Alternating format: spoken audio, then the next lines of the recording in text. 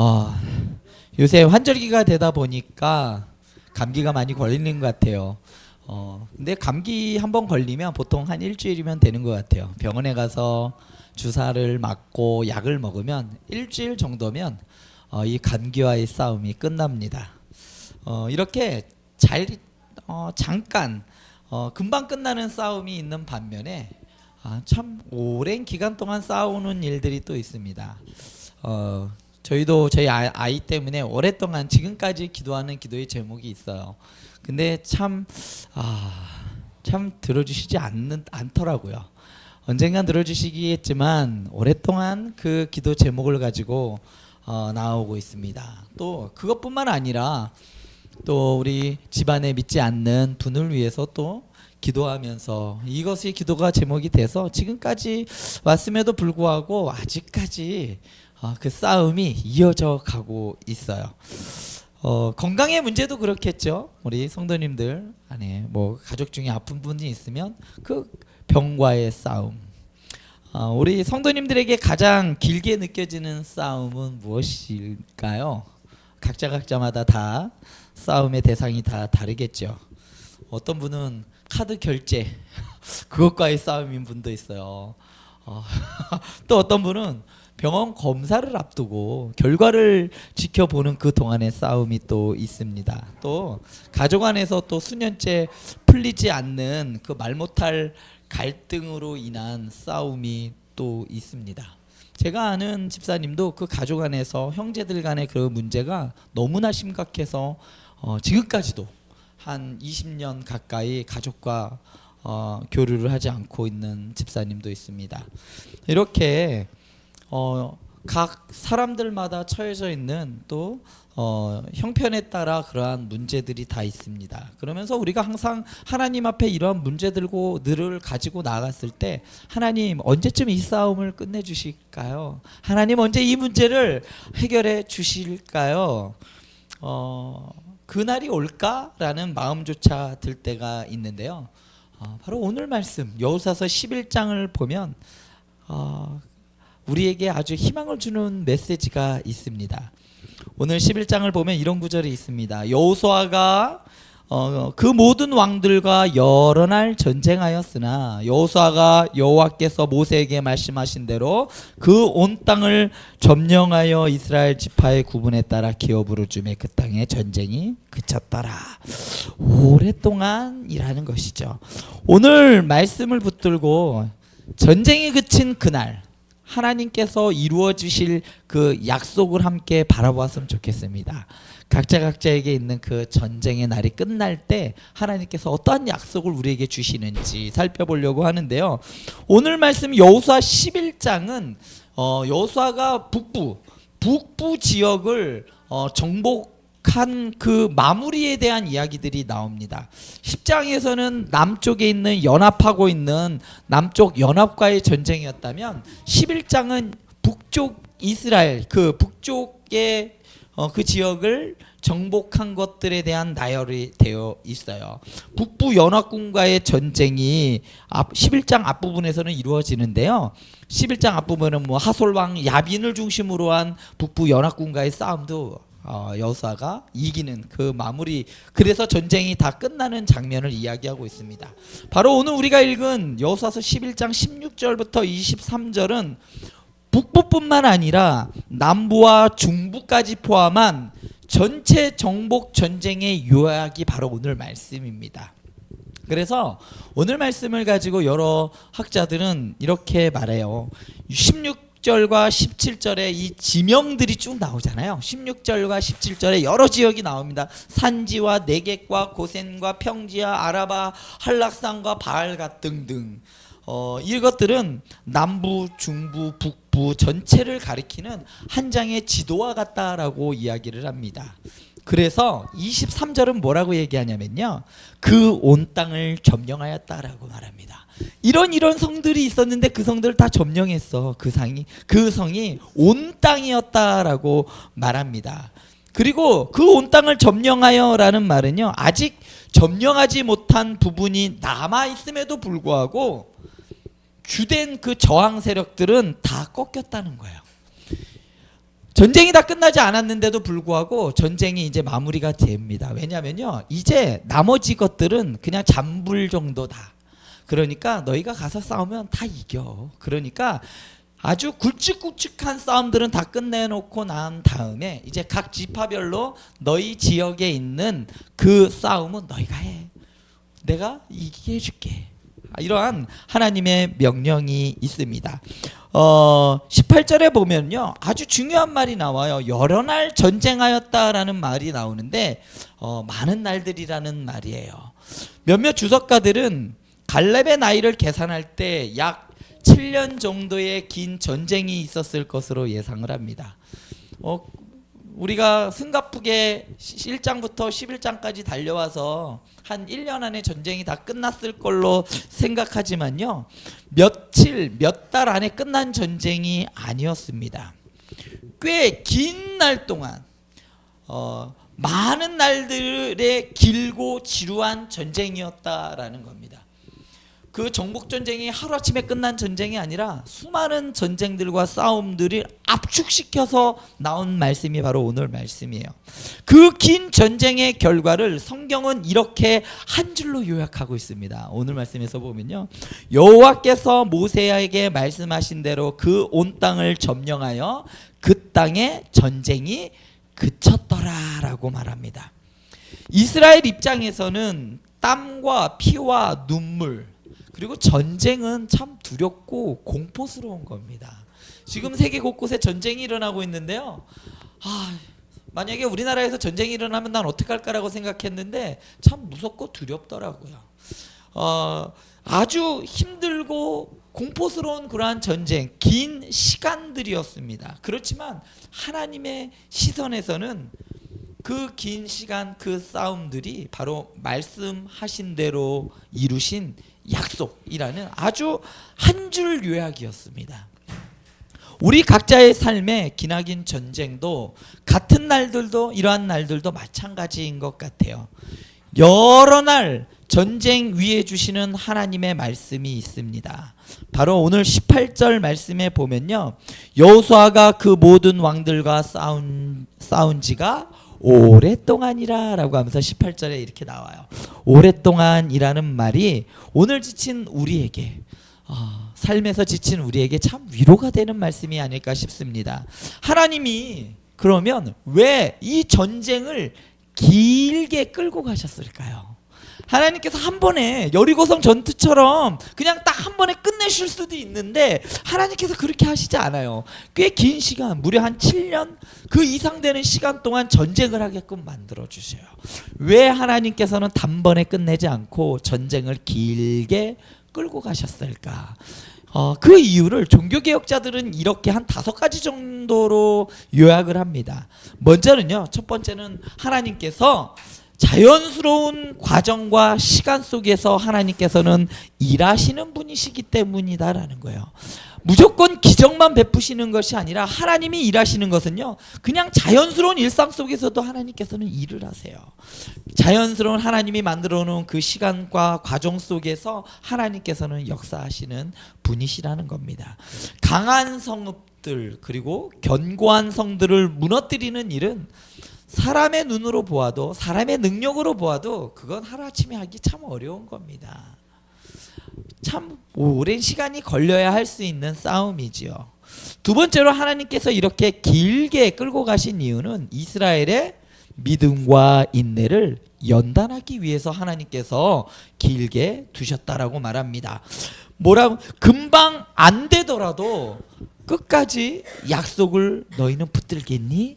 라는 하나님께서의 시험이 여기에 담겨져 있는 겁니다.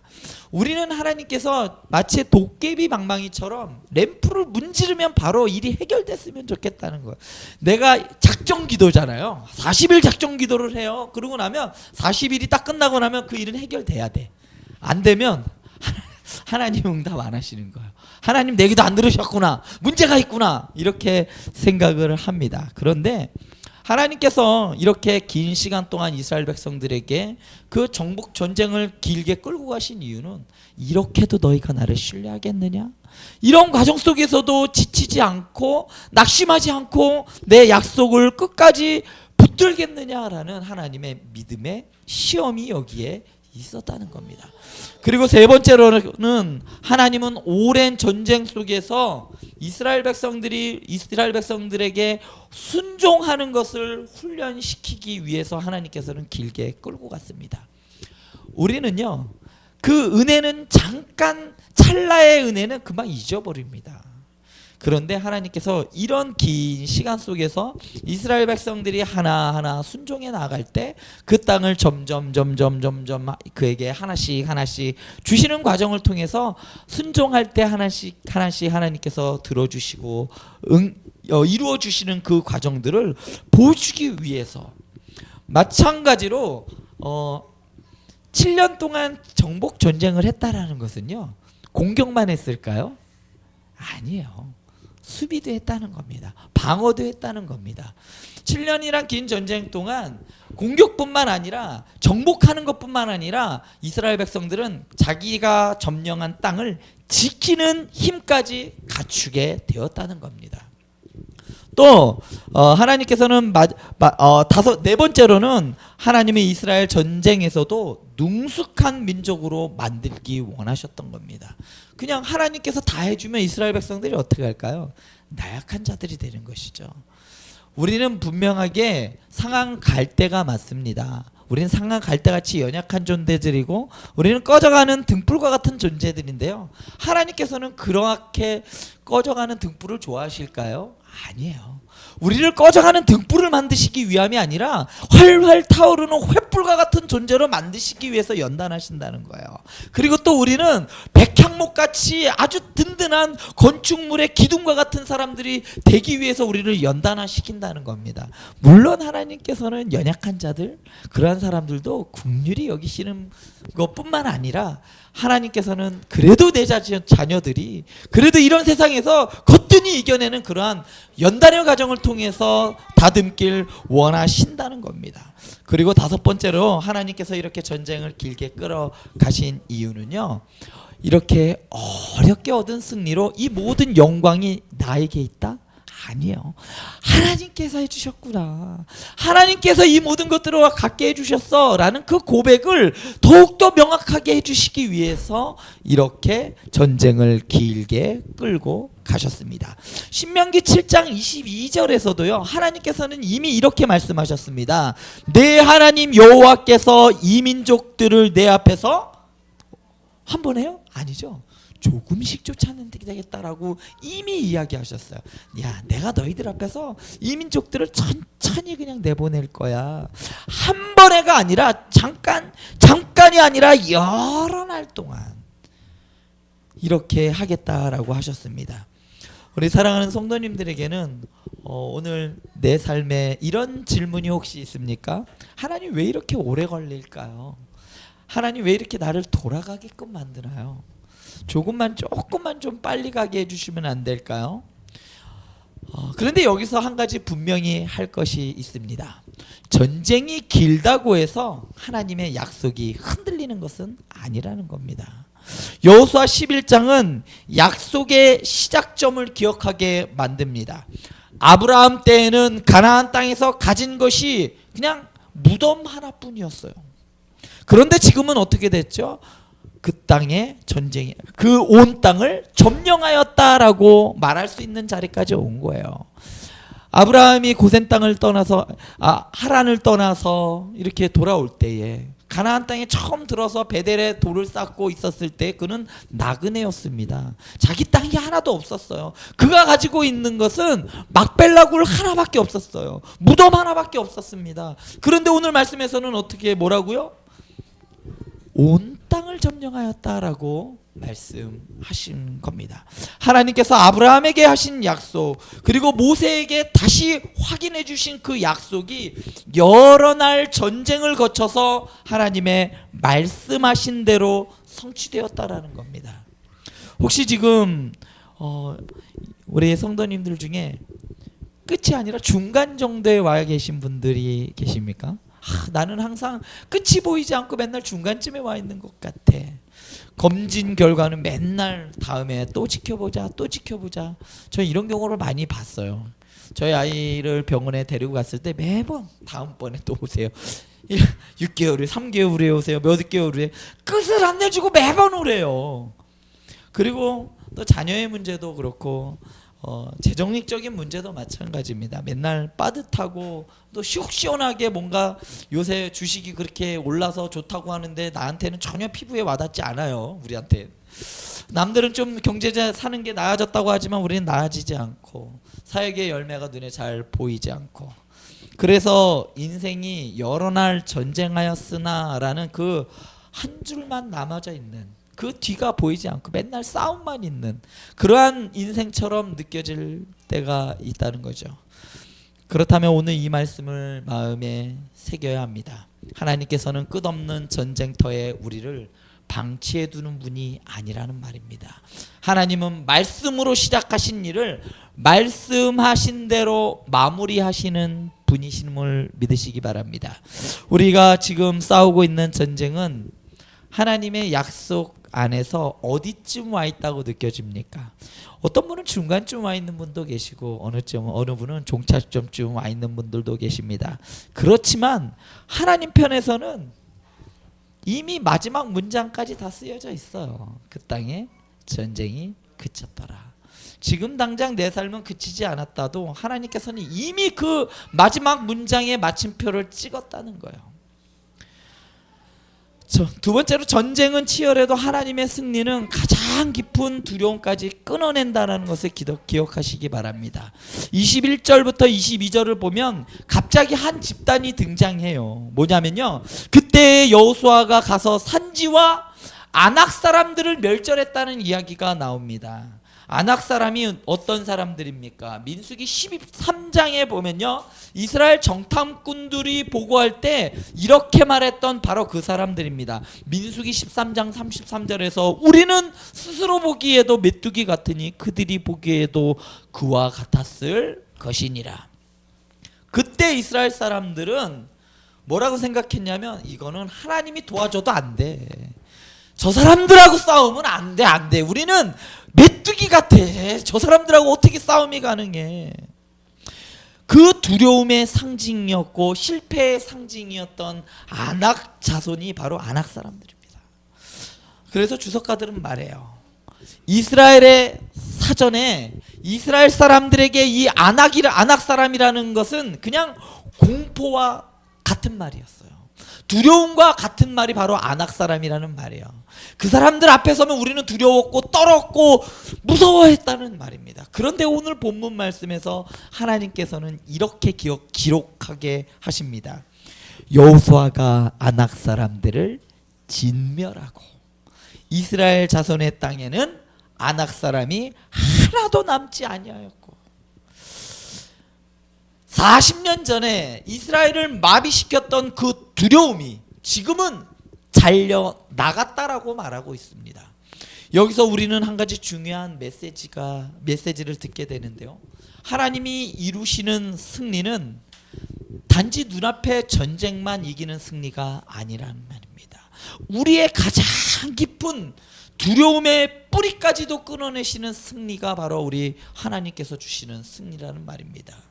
그래서 데이비스라는 신학자는 이 철로 역정의 한 장면을 오늘 말씀과 투영해서 말을 하고 있어요. 천성으로 가고 있는 신도가 아름다운 궁으로 들어가려고 할 때 길이 아주 좁은 통로로 이어져 있는데 그 통로 양 옆에는 두 마리의 사자가 서 있습니다. 주인공은 겁이 나서 앞으로 나가지 못해요. 사자들이 노려보고 있거든요. 그런데 사실은 그 사자들은 사슬에 묶여있는 상태였습니다. 다만 이 주인공은 그 목에 있는 사슬을 보지 못하고 있는 거예요. 근데 우리도 종종 그런 것 같습니다.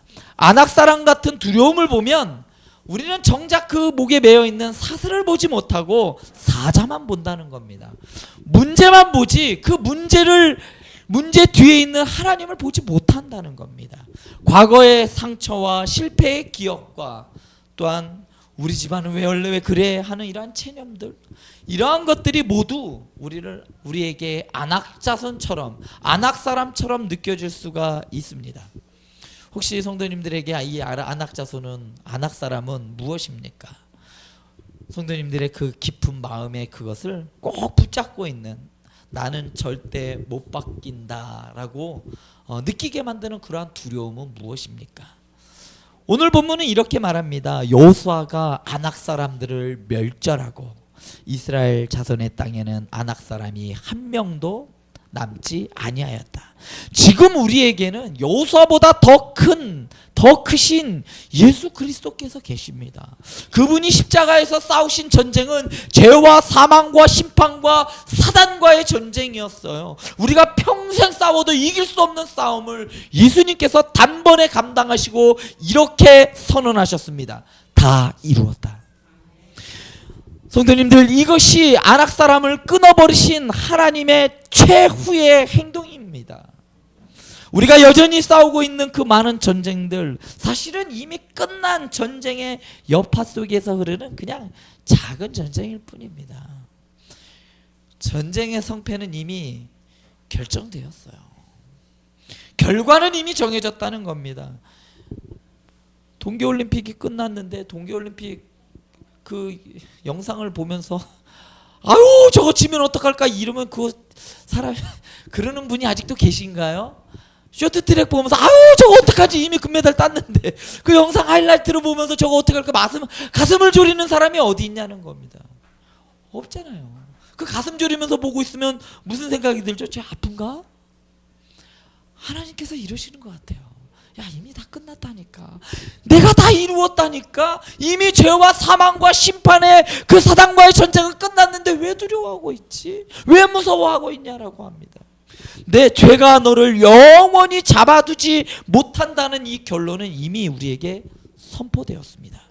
오늘 본문에서 하나님은 이스라엘의 가장 큰 두려움이었던 아낙 사람들을 잘라내시고 그 다음에야 23절에서 이렇게 말씀하십니다.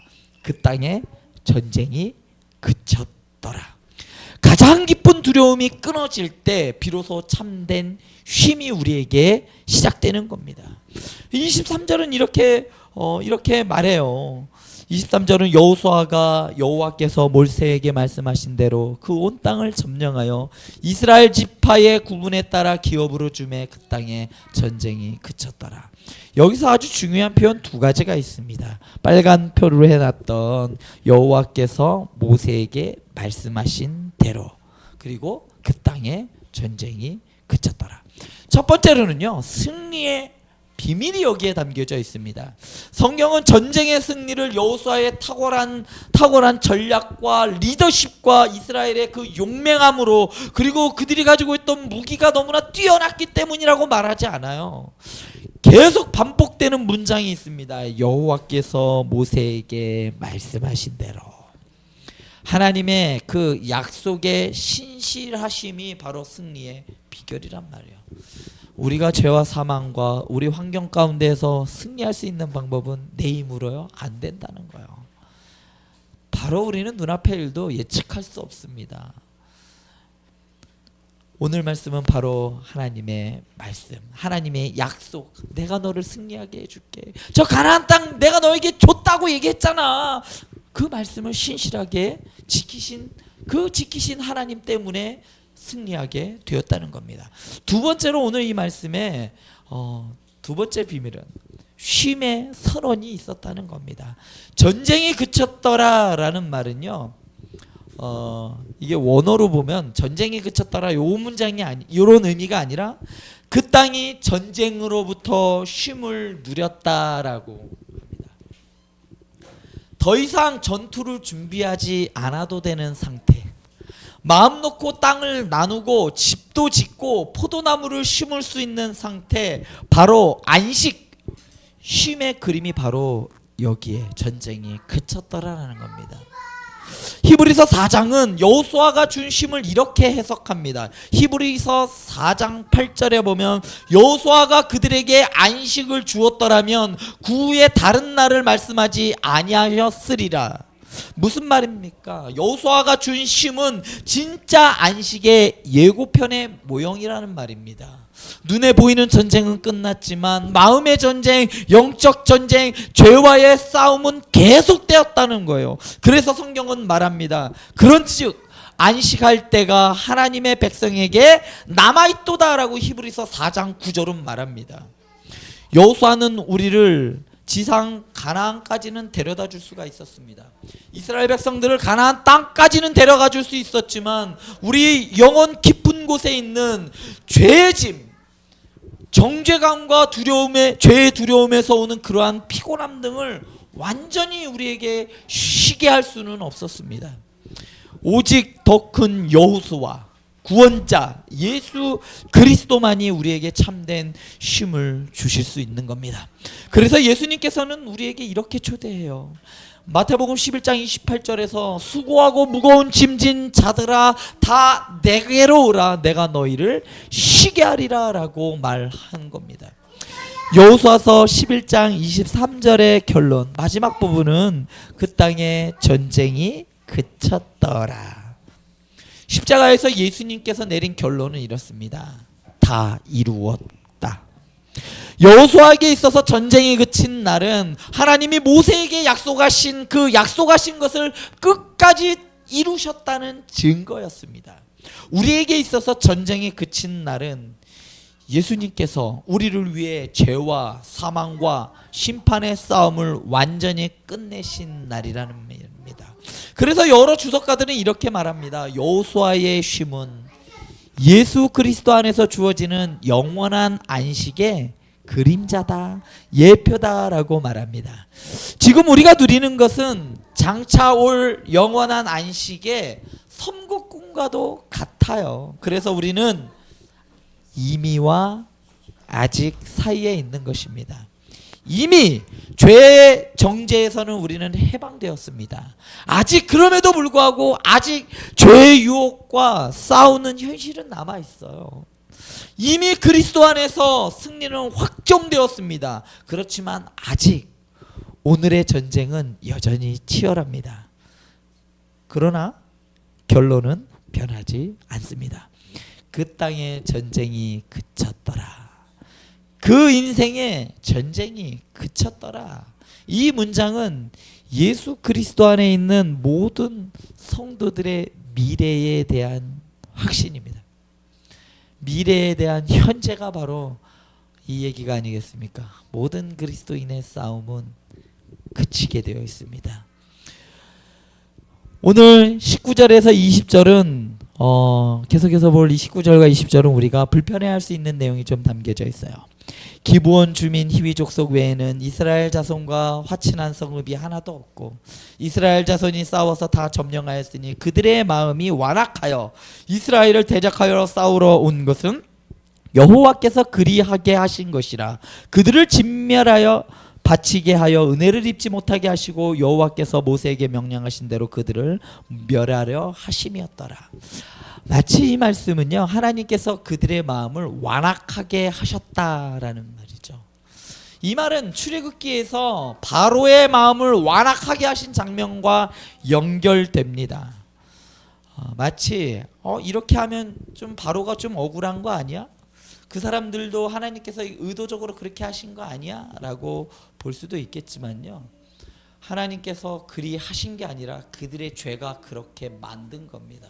그리고 하나님께서는 그것을 그냥 방치하신 거예요. 죄가 죄를 물을 수 있도록 그냥 놔두신 겁니다. 하나님께서는 이것을 유기라고 해요. 부모가 자녀가 잘못되는 자는 길로 가고 있는데 그 자녀를 옳은 길로 돌아오게 만들어야 하는데 버린 거예요. 그냥 버려두신 거죠. 오늘 말씀에 여기에 두 가지가 있어요. 하나님의 주권이 있습니다. 하나님이 심판하시기 위해 그냥 그들의 완악한 마음을 그냥 버려둔 겁니다. 내려둔 겁니다. 그의 반면에 또한 우리의 책임이 또 있습니다. 인간의 책임이 있어요. 그들이 먼저 하나님을 대적하기로 선택했다라는 겁니다. 가나안 사람들은 이스라엘 사람들에 대한 충분한 소문을 들었습니다. 여리고의 라합은 그 소식을 듣고 회개했어요. 뭐라고 했냐면 여호와는 참 하나님이십니다라고 고백하며 나왔죠. 기브온 사람들도 마찬가지예요. 비록 거짓된 방법이었지만 전쟁 대신 그들은 화친을 청했고 결국은 그들은 종의 길을 선택을 했습니다. 그러나 나머지 성읍들이 어떻게 했느냐? 그들은 여러 번의 기회가 있었음에도 불구하고 끝까지 하나님을 대적하는 쪽을 선택했습니다. 그래서 칼빈은 이렇게 말해요. 하나님이 마음을 강팍하게 하신 것은 그들이 이미 스스로 선택한 악한 길에 하나님이 그들을 그냥 내버려 두시는 것이다. 그들의 완고함이 결국 자신의 멸망으로 이끌었다라고 말합니다. 이 말씀은 우리에게 경고이자 위로의 말씀입니다. 하나님께서는 하나님의 말씀을 계속 듣고도 마음을 조금씩 닫아갈 때, 아유 뭐 그런 일이 있겠어? 나한테 해당되지 않아 하면서 마음의 문을 조금씩 닫아갈 때 어느 순간 돌아서고 싶어도 돌아서지 못하는 자리까지 갈 수 있다는 거예요. 또한 이 말씀은 우리에게 위로가 됩니다. 악이 날뛰는 것처럼 보이지만 하나님께서는 결코 그 통제권을 잃지 않으신다는 거예요. 결국 하나님께서는 악을 스스로 무너뜨리게 하시고 자기 백성들에게 쉼을 주시는 분이시라는 겁니다. 사랑하는 우리 아름다운 교회 성도 여러분, 오늘 우리는 이 본문 말씀을 읽으면서 이렇게 기도했으면 좋겠습니다. 주님, 제 마음이 완악해지지 않게 해주시옵소서.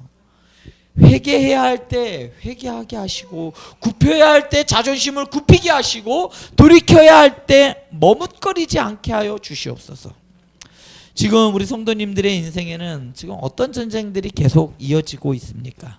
경제적인 전쟁이 있습니까? 건강의 전쟁이 있습니까? 관계 그리고 가정 안에서의 전쟁이 있습니까? 사업의 전쟁이 있습니까? 오늘 본문은 지친 우리에게 세 가지 길을 보여주고 있습니다. 먼저는 결과가 보이지 않을 때 여러 날을 견디는 믿음의 길을 보여주고 있습니다. 여러 날 전쟁하였으나 눈에 띄는 변화가 없을 때, 기도해도 당장 낫지 않을 때, 이때 우리가 가장 쉽게 빠지는 함정은 기도해도 소용없어, 이렇게 체념하는 겁니다. 하지만 여호수아는 한 전투가 끝날 때마다 다시 하나님의 말씀을 붙들고 나아갔다는 거예요. 하나님, 이번 전쟁은 다음 전쟁이 또 있습니다. 누구와의 전쟁을 또 앞두고 있습니다. 이 전쟁 어떡할까요? 매 순간순간마다 하나님 앞에서 치열하게 그 문제를 놓고 하나님께 나아갔다는 것이요. 오늘 나에게 주어진 작은 순종 하나, 오늘 붙들어야 할 하나의 말씀, 그리고 오늘 품어야 할 한 사람, 오늘 그 한 걸음들이 쌓여서 어느 날 하나님이 우리 인생 위에 이렇게 쓰는 날이 올 것입니다. 여호와께서 말씀하신 대로 이루어졌느니라. 그 땅의 전쟁이 그쳤더라. 우리 인생 속에서도, 너의 인생 속에서도 전쟁이 끝났다. 북부연합군은 11장 4절에 보면 백성이 많아 해변에 수많은 모래 같고 말과 병거도 심히 많았으며라고 했어요. 최신의 군사력을 가지고 있고 최고의 장비들을 가지고 있었습니다. 그런데 하나님은 여호수아에게 이렇게 명령하십니다. 11장 6절과 9절 보면 말 뒷발의 힘줄을 끊고 그들의 병거를 불사르라. 말의 뒤에 힘줄을 끊는다는 건 그 말이 쓸모가 있을까요? 없을까요? 붙잡아도 이제 쓸모가 없어요. 병거를 불살라 버린다라는 것은 이제 그걸 다시는 쓸 수 없게 만들었다는 거예요. 그렇게, 아니 우리가 생각하기에는 그거를 좀 사용해서 전쟁했으면 더 쉽게 이길 수 있을 것 같은데 그 최첨단 기술을 가지고 있는 그 좋은 무기를 왜 불살르라고 했을까? 말의 뒷다리를 끊으라는 명령은 이스라엘이 그들이 군사력에 의지하는 그 유혹을 끊으라는 부르심입니다. 또 하나님은 그들을 하나님의 능력만 붙드는 백성으로 만드시기 위해서 그러한 것들을 다 불살라버리고 말의 뒷발에 힘줄을 끊으라고 하신 겁니다. 오늘 우리에게 말과 병거는 무엇입니까? 돈일 수도 있고요, 인맥일 수도 있고, 학력일 수도 있고, 인간적인 계산일 수도 있습니다. 혹시 하나님보다 내 말의 병거를 더 믿고 있지는 않은지요? 하나님께서는 이스라엘 백성들이 하나님 말고 다른 것을 의지할까봐 이 모든 것들을 다 불살라버리고 없애버렸습니다. 하나님께서는 오늘 우리에게 이렇게 말씀하시는지도 몰라요. 그 의지하던 것에 뒷다리를 끊어라. 너를 지켜줄 수 있는 것은 말과 병거가 아니라 나 여호와다. 우리는 아직 완전히 전쟁이 끝난 세상에 살고 있지 않습니다. 여전히 우리에게 눈물이 있고요. 여전히 우리에게 이별이 있고 여전히 우리는 부당함을 안고 살아갑니다. 그리고 또 우리는 날마다 점점 나이를 먹고 가면서 우리는 늙어갑니다. 그리고 세상은 우리를 흔듭니다. 하지만 요한계시록은 이렇게 약속해요. 21장 4절에 보면 다시는 사망이 없고 애통하는 것이나 곡하는 것이나 아픈 것이 다시 있지 아니하리니 처음 것들이 다 지나갔음이러라. 여호수아 11장 마지막 구절 그 땅의 전쟁이 그쳤더라는 말은 요한계시록 21장의 작은 예고편의 말씀이에요. 우리 사랑하는 성도 여러분, 우리가 예수님 안에서 붙드는 소망이 바로 이것입니다. 언젠가 하나님이 내 인생의 마지막 페이지를 덮으시면서 이렇게 써주실 거예요. 그 사람의 삶의 전쟁이 그쳤더라. 그날을 믿기 때문에 오늘 우리는 전쟁 중에도 희망을 품고 싸우는 사람들입니다. 삶의 자리가 어떠하든지 얼만큼 치열하든지 우리는 마지막에 내 인생에서 그 싸움을 멈추게 하시리라는 그 약속을 붙들고 있기에 내 눈에서 눈물을 닦아주시는 분이심을 믿기 때문에 우리는 소망을 붙잡고 살아가는 겁니다. 말씀을 맺겠습니다. 여호수아는 여러 날 전쟁을 했어요. 긴 시간 지루하고 고단한 싸움이었습니다. 그러나 그 모든 전쟁 속에서도 하나님은 모세에게 말씀하신 대로 약속을 한치도 어김없이 하나하나 다 이루어 가셨습니다. 결국 가장 두려웠던 이스라엘 백성들에게 가장 힘들고 두렵고 공포의 대상이었던 아낙 사람까지 다 끊어내시고 그 땅의 전쟁이 그쳤더라라고 선언하셨습니다. 그리고 우리에게는 여호수아보다 더 크신 예수님이 계십니다. 이미 죄와 사망, 심판과 전쟁을 끝내셨고 십자가에서 다 이루셨다라고 선언하셨고 우리에게 수고하고 무거운 짐진 자들아 다 내게로 오라고 부르셨어요. 지금 우리는 여러 날 전쟁하는 그 중간 챕터를 살고 있습니다. 그러나 하나님은 이미 마지막 문장을 써 놓으셨다. 그 땅의 전쟁이 그쳤더라. 이제 이 고백으로 하나님 앞에 서기를 소원합니다. 하나님, 내 삶의 마지막을 알고 있습니다. 그 마지막을 알기에 오늘도 환경이 어떠하든지 오늘도 하나님의 약속을 붙들고 살아가겠습니다. 이런 약속을 붙들고 살아가는 우리 사랑하는 성도님들 되길 간절히 소원합니다.